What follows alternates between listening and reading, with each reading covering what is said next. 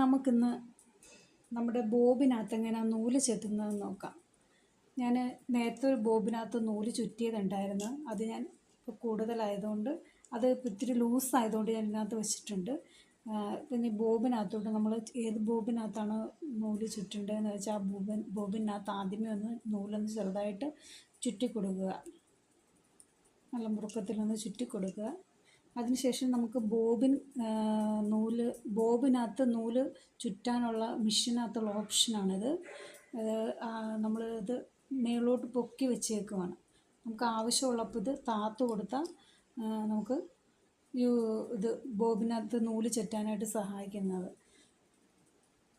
അപ്പം നമുക്ക് ഇതിങ്ങനെ ഇവിടെ ഒരു കമ്പി പോലെ ഒരു സാധനമുണ്ട്. അതൊന്ന് താത്ത് കൊടുത്ത് ബോബിൻ നമുക്ക് അകത്തോട്ട് കയറ്റി കൊടുക്കാം.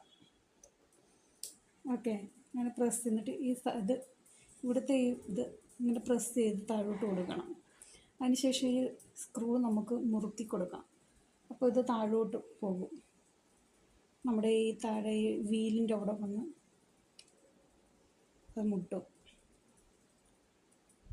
ഓക്കെ, ഇനി അടുത്തത് നമ്മൾ ചെയ്യേണ്ടതെന്ന് വെച്ചാൽ നമ്മളിതാ ഈ ഒരു മെഷീൻ്റെ ഇവിടെയായിട്ടൊരു ഓപ്ഷൻ കൊടുത്തിട്ടുണ്ട്. അത് ഇവിടോട്ട് അത് നമ്മൾ നൂല് ഇങ്ങനെ കയറ്റിയിട്ട് കൊടുക്കുക. ഓക്കെ, എന്നിട്ട് നമ്മൾ അത് വേണം പിടിച്ചു കൊടുക്കണമെന്നില്ല. അപ്പോൾ ഇച്ചിരി മുറുക്കമായിട്ടിരിക്കട്ടെ എന്നോർത്ത് ഞാനൊന്ന് പിടിച്ചു കൊടുക്കാറുണ്ട്. നമുക്ക് കട്ട് വർക്ക് ചെയ്യുമ്പോൾ ഇച്ചിരി മുറുക്കായിട്ട് നൂല് കേസ് ബോബിനകത്തിരിക്കണമല്ലോ. അപ്പോൾ അല്ലെങ്കിൽ പൊട്ടിപ്പോകാനൊക്കെ സാധ്യതയുണ്ട്. അപ്പോൾ അതുകൊണ്ട് നമുക്ക് ഇത്തിരി മുറുക്കമുള്ളതുകൊണ്ട് ഞാൻ കയ്യിലിങ്ങനെ പിടിച്ചു കൊടുത്തിട്ടുണ്ട്. നമുക്കിങ്ങനെ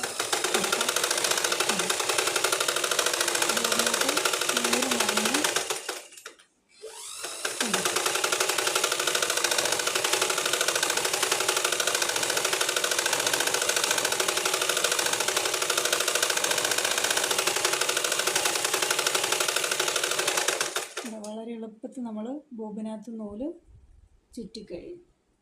ഓക്കെ, ഇനി ഇതെടുക്കാനായിട്ട് നമുക്ക് ചെയ്യേണ്ടതെന്ന് വെച്ചാൽ ഇതിങ്ങനെ പൊക്കിയെടുത്ത് കൊടുത്താൽ ഇതിങ്ങനെ ഊരിയെടുത്താൽ മാത്രം മതി.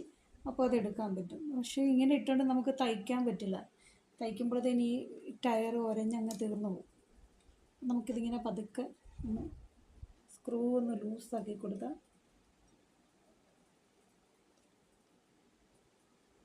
ആ ഒരു ബുദ്ധിമുട്ടും ടൈറ്റും ഒന്നും ഉണ്ടാവില്ല. ഇതാ പൊങ്ങി വന്നു.